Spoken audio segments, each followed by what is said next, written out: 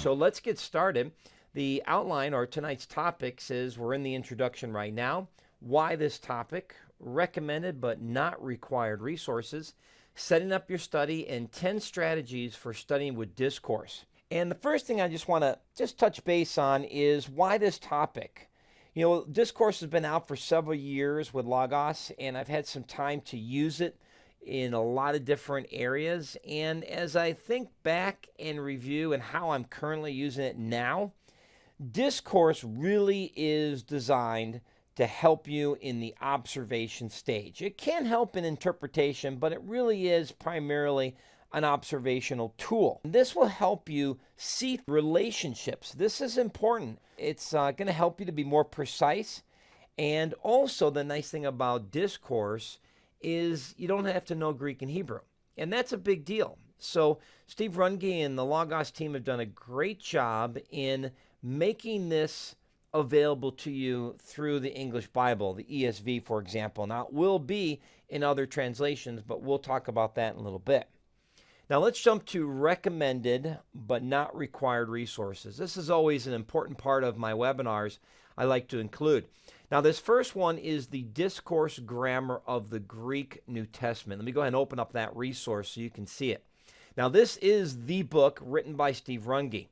If you want to go deeper and get more technical, this really is the book. Now, this book is going to give you a lot of definitions, but it's such an easy read, and he makes it very understandable. This is the glossary on steroids, and so it's really, really a great resource, and I would take advantage of this one if you're interested in going deeper in Discourse. Another excellent resource is the Hebrew and Greek full package. Now, this includes the Dataset, Bibles, grammars, glossaries, the whole shooting match. Okay, so here's the Lexan Discourse Bible. We've got the Greek grammars, lexicons, and tools. There you go. There's the glossaries, the introduction, and the practical introduction for teaching and exegesis. Then we have the Lexan Discourse Greek New Testament and Hebrew data sets. And then we have some other resource, the Dataset documentation and the glossary. So this is the best value to kind of get everything all wrapped up in one resource. Now, Logos did separate the Hebrew from the Greek.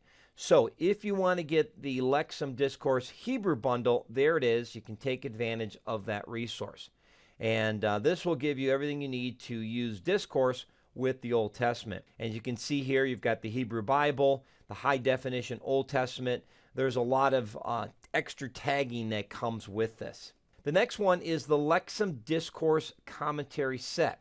Now, the commentary set comes with quite a few resources. It's 3 of them: James, 1st and 2nd Thessalonians, and Colossians. This is a little bit different than his other high definition commentaries. Think of these as a little more robust. Let me show you what I mean. Let me go ahead and open one up so you can see this firsthand. So I'm going to open up I think it's the Philippians one that I have. Or no, here's the James one. So he takes you through verse by verse and focuses specifically on the discourse elements that are relevant to the passage. This is nice because, in a sense, he's cutting right to the chase. And this is an excellent commentary to have open while you are studying. Now, I will show the high definition in a moment. In fact, let me do that right now. I don't see any here in the list. I thought I did that. So let me go ahead and open up the high definition commentaries. Okay, so he's got the animated high definition commentary on Philippians, and that's going to be a video with some talking and some animation. But here's high definition commentary. Let me open up that so you can kind of see that side by side to the Lexan Discourse. So here we go. Let me go to close this extra tab down, and let's go to the same passage. So here we are. We have the Lexan Discourse Commentary James at the left and the high definition at the right. Now we're at James 3:1. Let me go up a little bit higher to the beginning of the section. So there's some introductory material, and as you can see, it's pretty straightforward. But notice with the high definition, you are getting these great PowerPoint slides. That's one of the benefits of the high definition. Also is some basic explanations, still verse by verse, but it's not going to be as in-depth, let's say verse by verse, as the Lexan Discourse commentary. So the two really go hand in hand and are real useful for teaching and preaching. I am teaching James on Sunday morning, and I've used a multitude of these slides. They're really, really helpful. So in my opinion, both are really great. And if you're not sure, get one of each and use it for a book you're studying, and that'll help you decide if you want to go further with the rest. Okay, let me go ahead and close down those resources. I'll make sure that I add that to the recommended resources so you have that. Okay, now, if you're looking for Steve to personally train you, he does have the Mobile Ed Discourse Analysis Bundle. And this is really great. I mean, it's like having him as a teacher, your personal discipler. And there's really two groups here. There's the Introducing New Testament Grammar. Now, if you got the book, it's going to be the same material. But of course, having a visual and him walking you through it and adding a little bit more to that can be very useful for your learning. Then he's going to take you through Philippians with additional training. And so this is going to be kind of like the advanced training. You can get all that for about $300. So take advantage of that. Again, my price may be based on my academic discount, so it might be a little bit higher than yours if you don't have the academic discount. Now, one thing that you may not be aware of when it comes to the topic of discourse is that there's Steve Runge's discourse, and very introductory, very basic, though there are some technical aspects along the way. But then there's what I would call the academic discourse, more technical. Now, it's not to say that Steve Runge's isn't important and relevant. It is. Steve's done a great job of making it accessible for the everyday person, and that was his goal. But discourse, the topic of discourse, is a greater topic and has a lot more to it. And that's where these other three resources will come in handy. There's a Festschrift, and if you've never heard that word, it's basically a compilation of key articles that different scholars write for someone's honor. In this case, Stephen Levinson, who really did a great job and was really the founder of all this. Not founder, but really pushed the discourse and was a significant contributor in the early days of this. And then, so that's one book. Then you have Learning Biblical Hebrew. Let me open up that resource. A new approach using discourse analysis. And you're going to see here, it's going to be a lot more technical. And there's various lessons, and this, of course, is working with the Hebrew. There's an equivalent to this, discourse analysis and the New Testament, with Stanley Porter. And this is, again, going to be technical and is going to be really thorough and academic. So start off with Steve Runge, and if once you get the hang of that, you might want to consider jumping into the more technical. But you need to be aware of this, otherwise you're going to get a little confused on the differences. So Steve is made to be accessible for the layperson, but be aware this is a bigger subject with a lot more technical things to consider. That's where these academic technical books will come in handy. All right, let me go ahead and close down my internet there, and let's return back to the Logos number 4. Let's say you've got the HDOT and HDNT, and we want to set up a basic study resource and a study layout.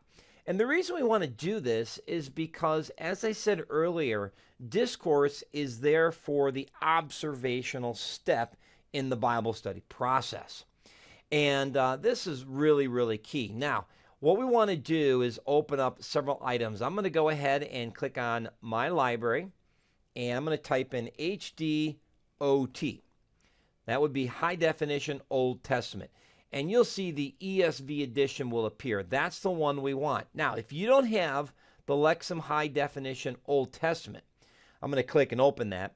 You can also use, but if you have the Discourse bundle, you may have these details in your interlinear Bible. So let me do that real quick. I'm going to click on my library icon, type in my NASB 95. I'm going to click that resource to open it up. And let me show you how to enable the discourse within your interlinear if you have the data set. So here's the New American Standard, open up at the right.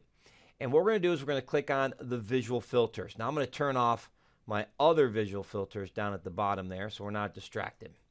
What you want to do is click on the 3 dots visual filter, then go to the first menu option, resources, click the triangle to expand, And if you scroll down, you will see Discourse features Greek, Discourse features Hebrew. If you have that, then check the box and check all the items. We're not going to go through all of these tonight. We're just going to be focusing on the HDOT and NT, which are about 10 major Discourse labels. Make sure those are all selected, and that will give you everything you see here in your interlinear Bible.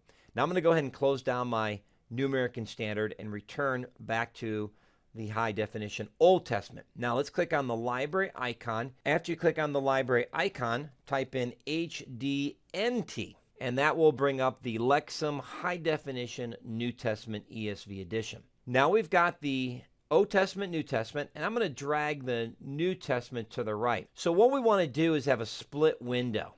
Now this is really important. If you're not seeing any of these details, the propositional outline on the left and the different tagging, we need to enable that.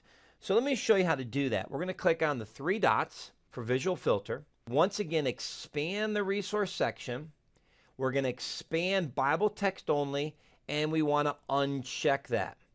If you check it for some reason, and this may just be a Logos bug, if you have Bible text formatting, non-Bible text, one verse per line, check, you're not going to see these. Now, you can begin to uncheck these, but notice it still doesn't allow those elements to appear. So I'm going to leave those checked, and yeah, there you go. It comes back. It's kind of the one verse per line kind of messes it up. So that's one way to do it, or simply just uncheck Bible text only, and you are good to go. So let's do that for the Old Testament. Click the three dots, expand the resource section, go to Bible text only. And for this one, let's check the box. And then look here, we've got all four checked, and now we're seeing everything. So there's a little bit of a bug there with the HD New Testament lacking some of these options. So just be aware of that. Now, I recommend unchecking the one verse per line so that the propositional outline at the left will be easier to read. If you check it, you can see it kind of gets condensed and it's a little bit harder to read. So click the three dots to close that menu, and now you should have at the left the Old Testament, at the right the New Testament, with the visual filters appearing. Very important that you can see those items, otherwise it'll be very difficult to do your observations. Now, because you may be new to all this information, you're going to want to have the glossaries at your fingertips. So let's do that. I'm going to click the library icon once again, and I still have the HDNT typed in my library window. Now what I'm going to do is I'm going to click on the glossary and the introduction. If you have these resources, you're going to definitely want to open them. So I'm going to click on the glossary. There it goes. I'm going to click on the library icon again and click on the introduction again. What we want to do is arrange our layout so this is more useful. So I'm going to left click on the glossary. I'm going to drag it down so that it fills up half my window of the New Testament. And then I'm going to take the Lexan High Definition New Testament Introduction, left click on that tab, and drag that over to the right. Notice that orange vertical line right next to the tab of the glossary. When I see that orange line, I'm going to release my mouse. Now, by having these side by side, you'll be able to access them quite easily when you need them. And I've got the menu open. I'm going to click the hamburger menu to close that for both resources. Unfortunately, you can't link these resources, which is really a failure by Logos because it's the same data. It's just that the glossary is more concise and the introduction is more in-depth. They cover the same topics and they should be linkable, but they're not at this point in time. Okay, so let's do this same process with the Old Testament. So we'll click the library icon, type in HDOT in the search box, and once again, click on the glossary. Once it opens up, go back to the library icon, click it, and click on the introduction.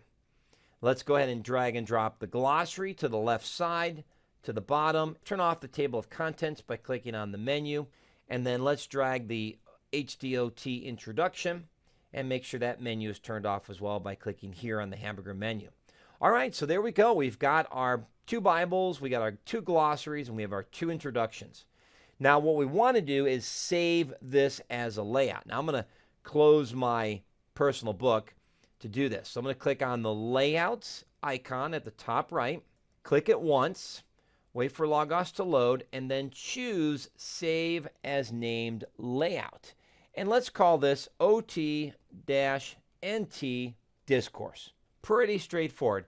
And if you want, you might even want to put Discourse first and then OT-NT. Either or works great. I'm going to do Discourse OT-NT. Click the white arrow in the circle at the right, and now our layout is saved. You'll notice at the left we have Quick Start Layouts. If you have that, click the triangle to condense it. You have Homepage Layouts. I would, again, if that's expanded, click the triangle to collapse it. Then under Saved Layouts, it's alphabetical order, starting with numbers first. Let's scroll down to D for Discourse, and you'll see Discourse OT-NT. What I want you to do for this training is to left-click and drag that up to the top. That way, when you want to do observations with Discourse, it's one click away. Now, when you drag it to the shortcut toolbar, you get that ugly, wonky-looking icon. Let's change that. I'm going to right-click on it, and let's just choose D for Discourse. Pretty straightforward, and that'll make it real easy. We have both our resources open, and we are ready to proceed. So that's our pre-setup, setting up your study. Now, let's begin with the 10 strategies for studying with Discourse. Now, the first thing to do is to insert the passage you're studying into Canvas.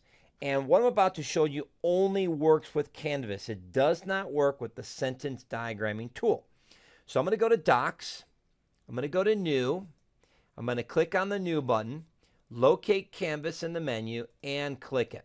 Now, the first thing you want to do whenever Canvas opens is go to the right immediately and give it a name. So let's give it Discourse, and we're going to call this Discourse-James Chapter 2. We're just going to insert James Chapter 2. All right, so we got the name of the title, and just press Enter. And you'll see the tab has changed. Now, what we want to do is insert a biblical passage. So let's click Insert Passage, type in James 2. We'll click James 2 from the drop-down menu. Now,